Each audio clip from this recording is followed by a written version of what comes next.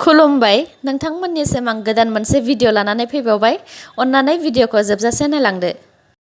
दिनै 9 अक्ट'बर 9 अक्ट'बराव श्रीमन्त शंकरदेव कलाक्षेत्र गुवाहाटीआव जानो गोनां मिटिंआव एबा सावरायमेलाव इउबिपिअ इउनाइटेड बड' पिपल्स अर्गेनाइजेशन बिथांमोननि सा 600निबो बारा 600निबो बारा लिडार्सफोर आरो मेम्बार्सफोरा अफिसियेलि बिजेपि राजखान्थि दोलोआव हाबगोन। बे खौरांखौ इउबिपिअनि जेनेरेल सेक्रेटारि बिथां अनिल बसुमतारिया फोसावदों। 7 अक्ट'बराव बिटिआर एकर्डआव थानाय बायदि बिटिआरनि बाहेरायाव थानाय बर'फोरनि थाखाय BKWSC बड' कचारी वेलफेयार अट'नमास काउन्सिल दाजाखांनायनि उनाव बिथांमोनहा मोनसे सावरायमेलखौ गुवाहाटीनि गरचक बाथौफुरियाव खुंदोंमोन। बे सावरायमेलाव बिथांमोनहा आसाम गभर्नमेन्टआ दाफुंनानै होनाय BKWSCनि सायाव गुवारै सावरायलायनायजों लोगोसे BKWSCनि गेजेरजों बिटिआरनि बाहेरायाव थानाय बर'फोरा मा मोनफुंनो हागोन बेनि सोमोन्दैबो गुवारै सावरायलायदोंमोन। बे सावरायमेलनि गेजेरजोंनो BKWSC दाफुंनायाव गुबै आखाइ गोनां आसामनि चिफ मिनिस्टार बिथां सर्बानन्द सन'वाल, बिथां डक्टर हेमन्त बिश्व शर्मा, राज्य सभानि MP बिथां बिश्वजित दैमारिमोनखौ साबायखर बावदों। बे सावरायमेलनि गेजेरजोंनो बिथांमोनहा बिटिआरनि बायजोआव थानाय बर'फोरनि जौगाखांनायखौ लाबोनो थाखाय दिनैनि सानाव सा 600निबो बारा मेम्बार्स आरो लिडार्सफोरा बिजेपिआव अफिसियेलि हाबगोन होननानै फोसावदों। आसाम हायार सेकेन्डारि इडुकेसन काउन्सिलआ जानो गोनां हायार सेकेन्डारिनि आनजाद एबा एग्जामखौ 2021नि फेब्रुवारियाव खुंनो हागौ होननानै नटिस होबाय आरो बे नटिसनि गेजेरजों जानो गोनां हायार सेकेन्डारिनि रेगुलार, बेटारमेन्ट आरो रि-एफारेन्स आनजादनि थाखाय 1 नभेम्बरनिफ्राय 30 नभेम्बर, 1 नभेम्बरनिफ्राय 30 नभेम्बरनि गेजेराव अनलाइन फर्म फिलआप खालामनांगोन होननानै फोसावबाय। थोबसेयैनो 7.5 7.5 केजिनि बान्दा कबि। मणिपुर सेनापति डिस्ट्रिक्टनि लियाइखुनाव गामियाव सासे आबादारिनि मैगंथिलियाव थोबसेयैनो बान्दा कबिया 7.5 केजि जादों। आबादारिया फोरमायनाय बायदिब्ला बे बान्दा कबियाव जेबो बाजारनिफ्राय बायनाय हासार होआखैमोन। दिल्लीनिफ्राय बेंगालुरुआव इन्डिग' फ्लाइटजों थांबाय थानाय समावनो सासे बिमाया हौवासा गथ' जोनोम होदों।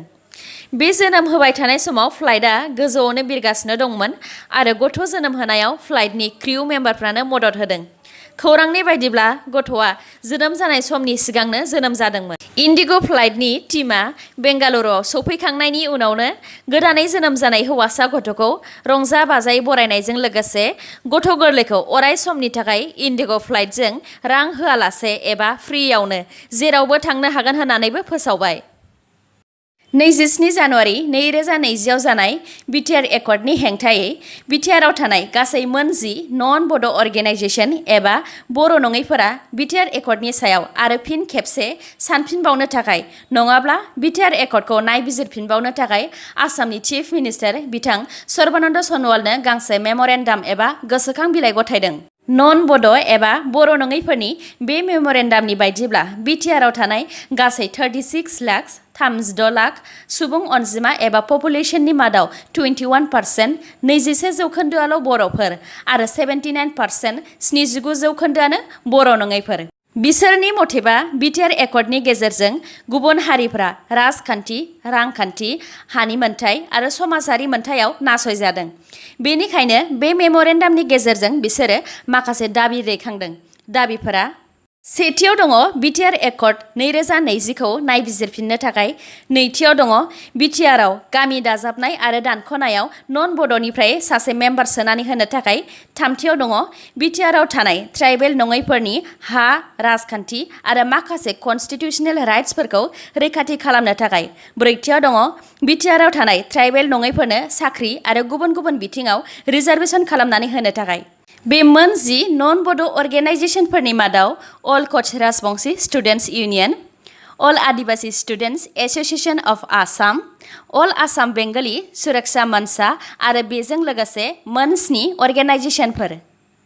भिडिअखौ जोबजासिम नायलांदो आरो नोंथाङा दासिमबो आंनि चेनेलखौ साबस्क्राइब खालामाखैबा अन्नानै साबस्क्राइब खालामदो, लोगोसे बेल आइकनखौ क्लिक खालामदो जाहाथे गोदान खौरां लानानै आं नोंथांमोननिसिम फैनो हायो।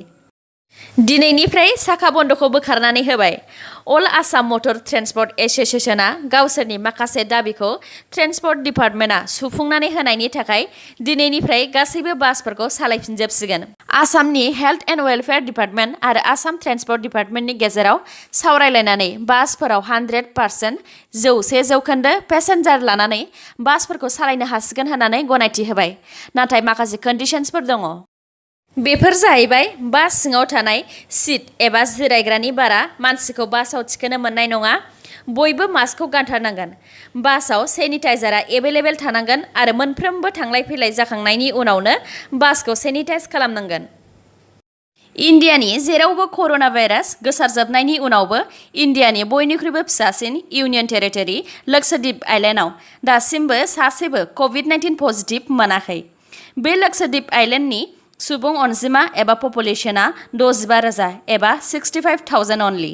खौराङाव मोननाय बायदिब्ला लक्षद्वीपआव COVID-19 पजिटिभ मोनैनि गुबै जाहोनफोरा 2020 मार्चआव इन्डियायाव लकडाउन जानायनि सिगांनो लक्षद्वीपआ माखासे गोख्रों नियम खालामनानै होदों। जेरै मार्चआव लकडाउन जानायनि सिगांनिफ्रायनो गुबुन जायगानिफ्राय थांनायफोरखौ बन्द' खालामनानै होनायजों लोगोसे लक्षद्वीपनि थागिबिफोर जाय गुबुन जायगायाव थाहैनायफोरमोन बिसोरखौबो COVID-19 नेगेटिभ रिपर्ट दिन्थियाबा हाबनो होआखैमोन। आरो जायफोरा रिपर्टआव COVID-19 पजिटिभ जादोंमोन बिसोरखौ केरेलायाव फाहामथाय लाहोनानैसो लक्षद्वीपआव सोदोंमोन। 2020 लिटारेचार नबेल प्राइजखौ आमेरिकानि सासे खन्थाइगिरि लुइस ग्लाकनो होनाय जाबाय। इउनियन मिनिस्टार बिथां रामविलास पासवानआ मैया दिल्लीनि मोनसे हस्पिटालाव जोबथा हां लाबाय। बिथाङा consumer affairs, food and public डिस्ट्रिबिउशननि इउनियन मिनिस्टारमोन। बिथाङा दान मोनसेनिफ्रायनो दिल्लीनि मोनसे हस्पिटालाव हार्ट सार्जारिनि थाखाय फाहामथाय लागासिनो दंमोन। दा बिथाङा मैया 74 बोसोर बैसोआव जोबथा हां लाबाय। आसामनि मानकाचार कमिउनिटि हेल्थ सेन्टारनि माखासे नार्सफोरनि हेंथायै बेरामिफोर आरो बिसोरनि नखरनि मानसिफोरा अजद दैखांदों। बिसोरनि बायदिब्ला बे देहा फाहामथायनि नार्सफोरा बेरामिफोर आरो गथ' जोनोम होग्राफोरनिफ्राय 3,500 रां दाबि खालामनानै बेरामिफोरखौ नायनो थाखाय गोबांनिफ्रायनो 1,000 रां लादों। आरो बेरामिफोरनि बुंथिनाय बायदिब्ला बुलाराय मुंनि सासे नार्सआ गुबुन नार्सफोरजों लोगो नांनानै बे रां जाख्ल'नाय खामानिखौ मावदों। गुवाहाटी हाइकर्टआ काजिरङा नेशनेल पार्क अथ'रिटिनो पार्कनि सिङाव गनायथि गैयालासे एबा इलिगेल न' लुनानै थानायफोरखौ खालि खालामनो थाखाय मोनसे नटिस हरदों। बिनि अनगायैबो गुवाहाटी हाइकर्टआ गलाघाट, नगाव आरो सनितपुर डिस्ट्रिक्ट एडमिनिस्ट्रेसननोबो मोनसे नटिसनि गेजेरजों पार्कनि सिङाव न' लुनानै थानायफोरखौ खालि खालामनायनि सायाव मोनसे रिपर्ट 23 नभेम्बरनि सिगां जमा खालामनो थाखाय अर्डार होदों। खौरांनि बायदिब्ला गलाघाट डिस्ट्रिक्ट एडमिनिस्ट्रेसनआ काजिरङा नेशनेल पार्कनि सिङाव गनायथि गैयालासे न' लुनानै थानाय गं 32 नखरफोरखौ 10 सान 10 डेजनि गेजेराव खालि खालामनो नटिसबो हरबाय। जोबनायाव दङ इन्डिया आरो आसामनि कर'नानि आपडेट। इन्डियायाव दासिम 69,02,775 नि देहायाव कर'ना पजिटिभ मोनबाय। थैनाया गासै 1,06,534। हामनाया 59,01,710। आसामाव दासिम 1,91,397 नि देहायाव कर'ना पजिटिभ मोनबाय। हामनाया गासै 1,59,833। दासिम 30,767 नि देहायाव कर'ना एक्टिभ जानानै दङ। थैनाया गासै 794। मैया सानसेयाव आसामाव कर'नाजों गासै 9 जन थैदों। दिनैनि निउसआ एसेनोसै। गाबोन आरो गोदान निउसजों लोगो मोनफिनबावगोन। नोंथांमोना दासिमबो आंनि चेनेलखौ साबस्क्राइब खालामनानै लायाखैबा अन्नानै साबस्क्राइब खालामनानै लादो आरो लाइक, कमेन्ट आरो शेयार खालामनो दाबाव। गोजोन्थों।